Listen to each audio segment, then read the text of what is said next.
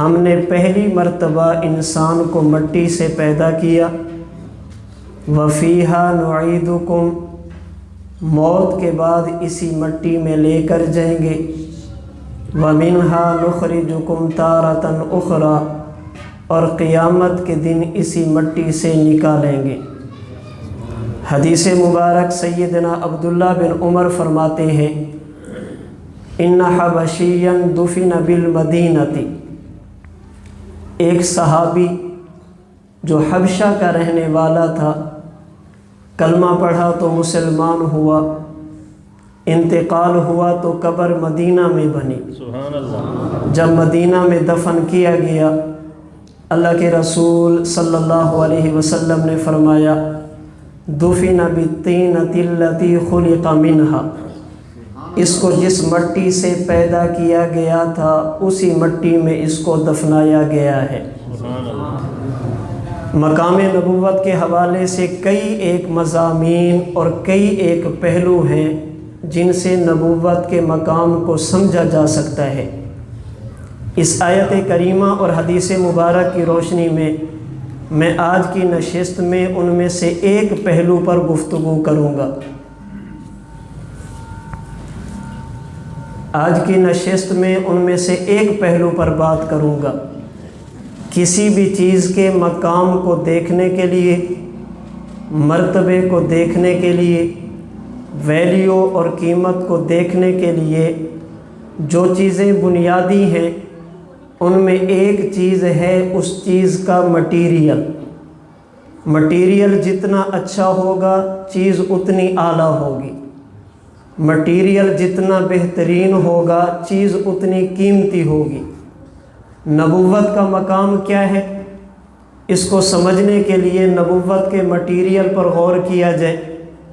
اللہ رب العزت نے نبوت کو کس چیز سے پیدا کیا؟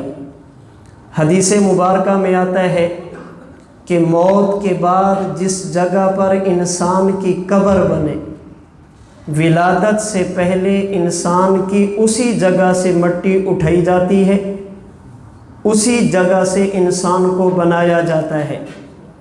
یعنی اگر کسی بندے نے یہ دیکھنا ہو کہ فلاں بندے کے خمیر میں مٹی کون سی ہے، یہ دیکھا جائے کہ موت کے بعد قبر کون سی جگہ پر ہے، جہاں سے مٹی اٹھا کر بنایا جاتا ہے، موت کے بعد اسی جگہ پر انسان کو دفنایا جاتا ہے۔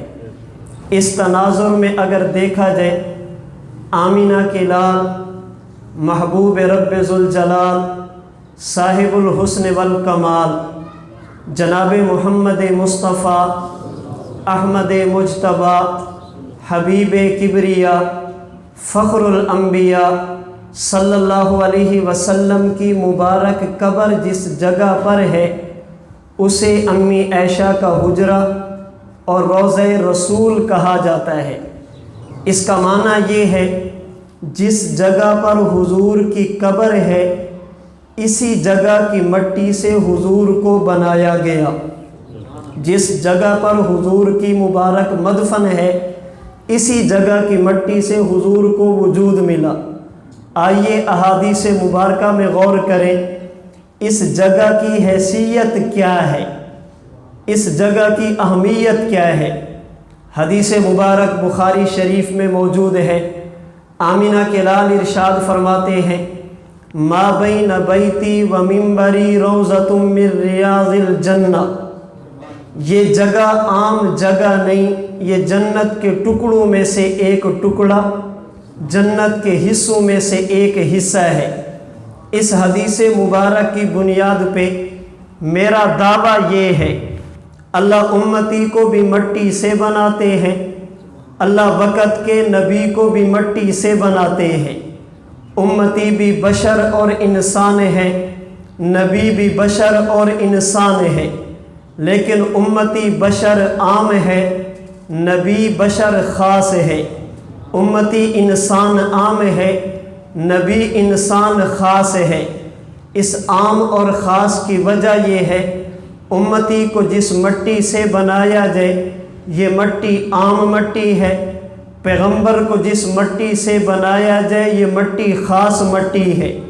امتی کو جس مٹی سے بنایا جائے اسے زمین کی مٹی کہتے ہیں، پیغمبر کو جس مٹی سے وجود دیا جائے اسے جنت کی مٹی کہتے ہیں۔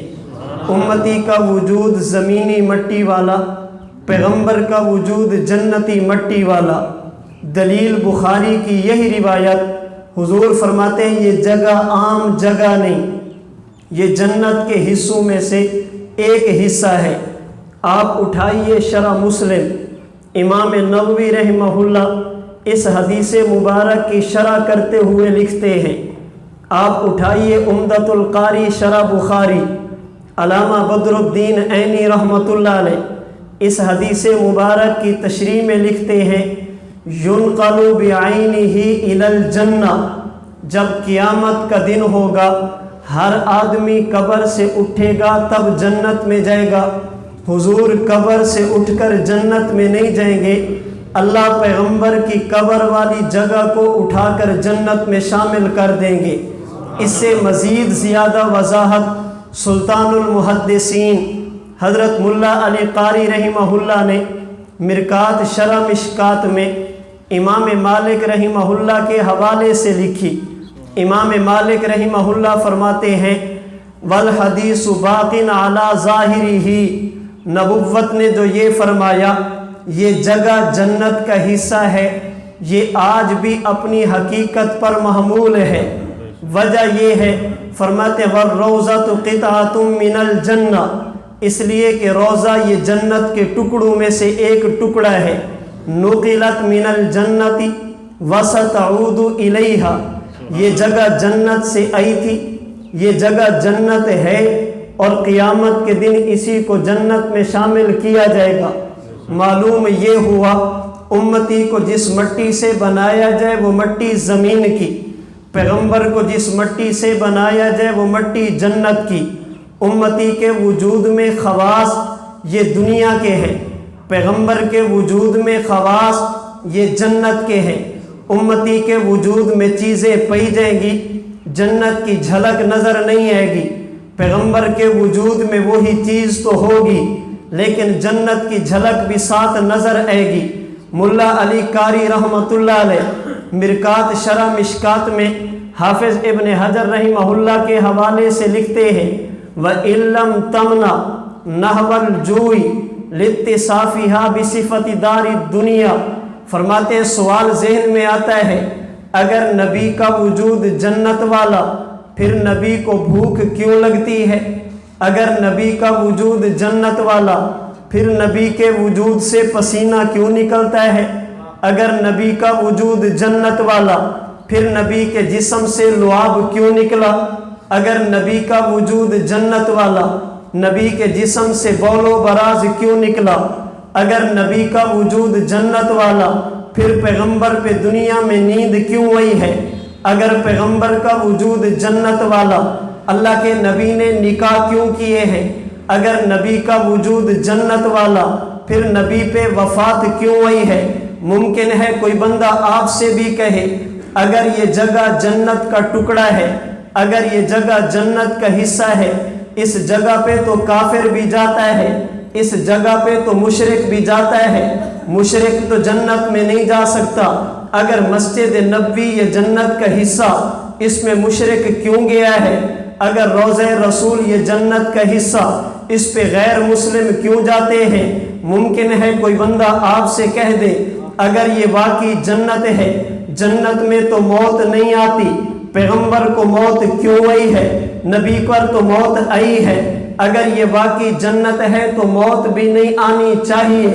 ملا علی قاری فرماتے ہیں علم تمنا نحو الجوع، جنت کا تقاضا تو یہ تھا نبی پر نیند بھی نہ آتی، جنت کا تقاضا تو یہ تھا نبی کا پسینہ بھی نہ نکلتا، جنت کا تقاضا تو یہ تھا اللہ کے رسول کو نکاح کی ضرورت بھی نہ پیش آتی، جنت کا تقاضا تو یہ تھا نبی کے جسم سے بول و براز بھی نہ نکلتا، جنت کا تقاضا تو یہ تھا پیغمبر پر موت اور وفات بھی نہ آتی، لیکن یہ آیا ہے۔ اس کی وجہ یہ ہے اللہ کے رسول اس وقت دنیا میں تھے، دنیاوی زندگی چل رہی تھی، یہ جنت میں موت نہیں آئے گی، جنت میں کوئی کافر نہیں جائے گا، یہ اس وقت ہے جب قیامت کے بعد ہو اور بطور جزا کے ہو۔